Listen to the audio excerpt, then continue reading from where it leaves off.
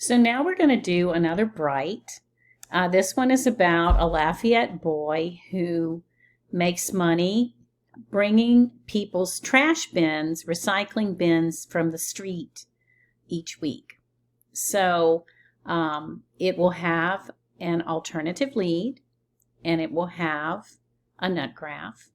And then it doesn't have to have an ending. That's not required for Brights. This way, when we do longer stories, then you actually are going to figure out your end before you even start, right? So we'll do that when we do some longer stories, when you do your final feature story.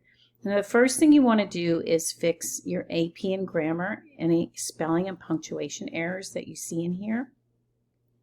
You want to make sure that you understand what the story is about, right? Because that's going to be your nut graph. That's where we're going to find out what the story is about. Now, remember your AP style, right? When you talk about someone who is a minor, someone who's under 18, when you refer to them on second reference, I'm not going to tell you, but what do, right? What do you do for a child that's different from an adult? So think about that. You've got some direct quotes in there from him, some things that he thought, some things that he did, some advice that he has.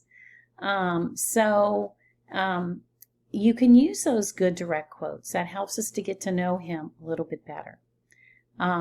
You've got some details here, how much he spends, how he divides up his earnings. He even actually donates some of it to a charity nonprofit where his father works and where he volunteers sometimes, right? So it's a sweet story. He's been doing it since he was 8 years old. And he even has a little texting group for all of his customers, right?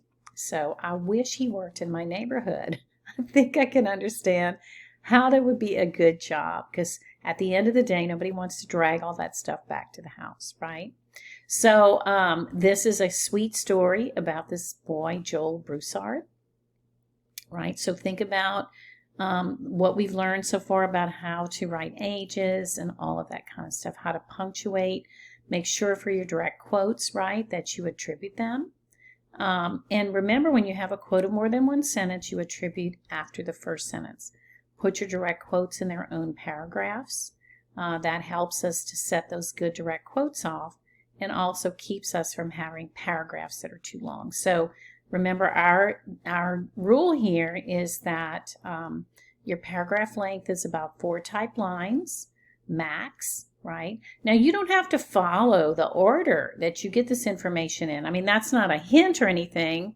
If I were going to write this, I may or may not do that. I need to think about it, but you don't have to. So don't feel like every time you get a fact set that you have to go in the same order that the information is presented in. You may decide you're going to mix it up a little bit, and that's okay too.